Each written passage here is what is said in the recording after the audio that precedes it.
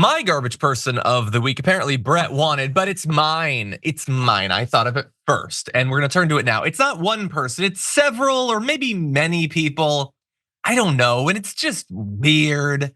Here is the Twitter post that started this whole thing. This is from Representative Mike Collins, a literal representative who put up an image of not the JD Vance that exists in our universe, but the JD, like if you subscribe to the multiple universes theory, some JD Vance that could have existed, where I guess, according to Mike Collins, this is how he'd be hot. This is an edit to that where it added in something to make it a little bit more authentically JD Vance, which is the eyeliner. But anyway, if you can go back to the first one. So he put this out, and look, a lot of people were like, this is just Mike Collins being way too horny, okay? I don't think that's what this is. I mean, maybe there's a subtext, but I don't think that's the point of it. The point of it obviously is, because he was really good in the debate, and like, I'm gonna meme, and the Chad thing? So I'm gonna like Chadify him.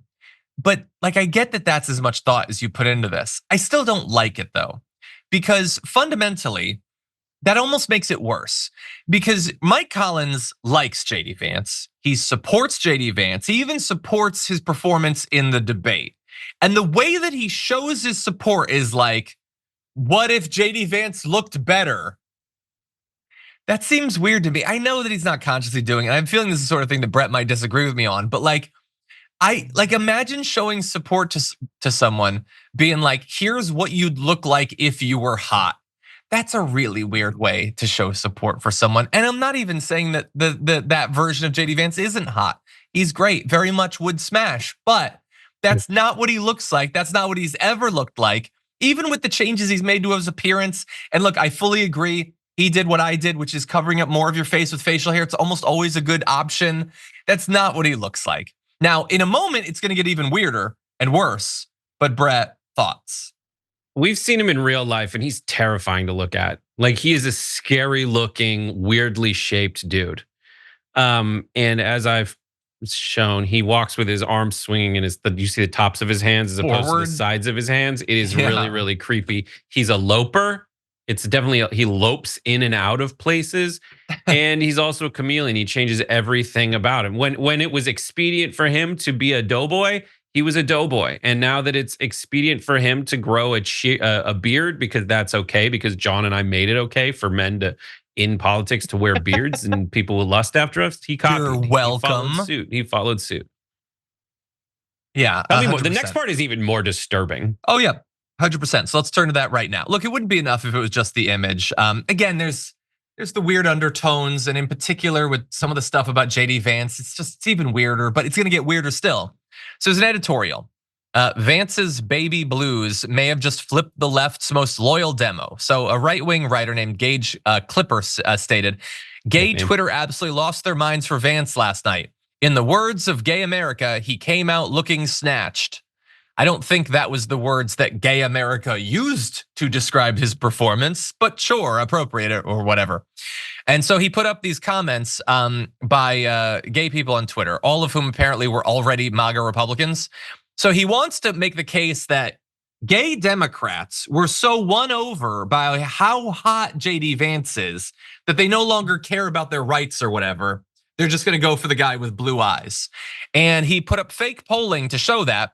Reuters post-debate polling shows an unexplained 55-point drop in support for Harris Walz among gay men ages 18 to 65. So look, here's the thing.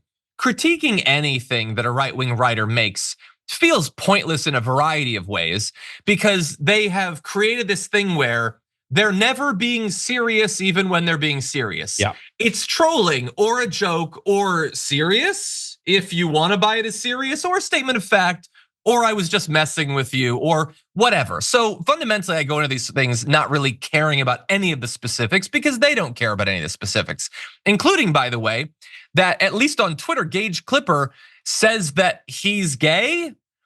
He also has a long history of saying absolutely devastatingly terrible things about gay people. And that's where it gets even weirder. We'll get to that in a sec. But first, he says on Vance, who can blame them? Vance has come a long way from his days as a chubby Ohio teen Come on, teen.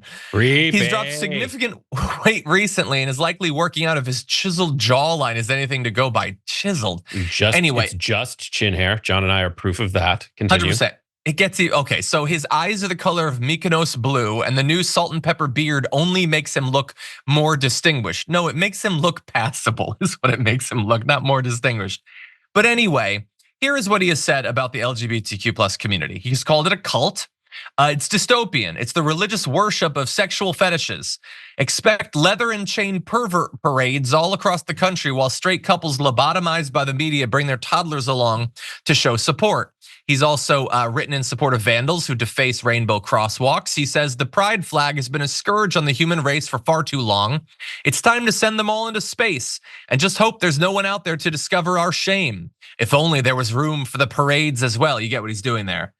Like, I'm gonna start off by saying we're gonna get rid of the symbols of gay people. Then maybe the gay people can die in the depths of space.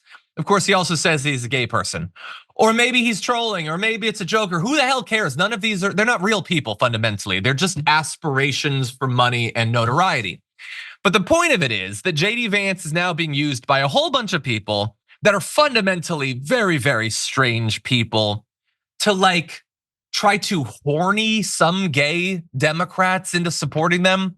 I don't think it's gonna work, Brett, but what do you think? I mean, that's first of all, what you were talking about, John, like I don't see anything wrong. One way to respond to you is just like, lighten up, buddy. Not everybody's serious all the time. I acknowledge that. And you get it. And you do get it. And I know that that's part of you know that. The other thing is like these people there's a lot of dudes out there who are like straight dudes who are writing articles that are like, JD Vance is hot and the gay guys are really like him. If you're gay, you find him very attractive. If you're gay, you want to have sex with him. But I'm noticing that's what the gays are saying. And then the gays aren't saying that. Like, it sounds like you're just saying that. And these are the same people who are like, I'm not gay, but I would JD Vance. I would just is on my for then suck it like that. The other thing is like, just to prove my point, like this is what it looks like when you don't have, oops, sorry, I just moved myself. Move, come on, dude. This is supposed to move. Like, look at that. If I don't have chin hair, Brett. I don't have chin. If I don't have chin hair, I don't have chin. It is not a chiseled jaw. He's wearing makeup, essentially. It is very natural makeup that men use to show that they have a chin when they don't, period. And it's kind of gender affirming, honestly. It's absolutely gender affirming. That's what it is. By the way, I'm doing it right now. Someday I will look grizzled enough that I can take this off and it'll work with the rest of it. I'm not there yet. I check every 3 or 4 months. So I'm not hating the player, I guess. I'm just saying, let's be clear about what the game is. Anyway, with that said, those are our garbage people of the week. And here is the community garbage person of the week. I didn't forget, 59,000 of you voted. And here's how you voted. Coming in at number 5 with 7% of the vote is Derek Anderson proposing with a fake family in a campaign photo.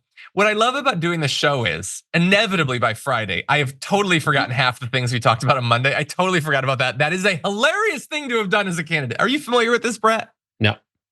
He put up. Oh yeah, I did. I saw that. Yeah. I saw that. That's amazing. Anyway, it's just amazing. Okay, number 4 with 8% of the vote is Jesse Waters for saying Tim Walz isn't masculine enough.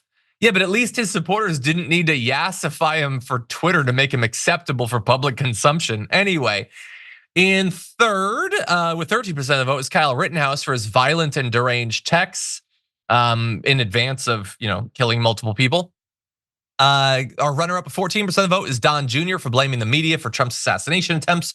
But this one's pretty clear. 58% of you voted for the community garbage person of the week, and it is Donald Trump for admitting on stage that he hates paying overtime to employees, which will really hurt him with his working class voters in some other universe where they give a damn about what he says and does.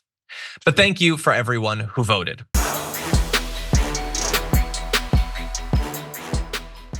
Thanks for watching our video. Did you know that you can support our show by becoming a subscriber? Just click the subscribe button and also ring the bell so that you get notifications when we're live or when we post new content.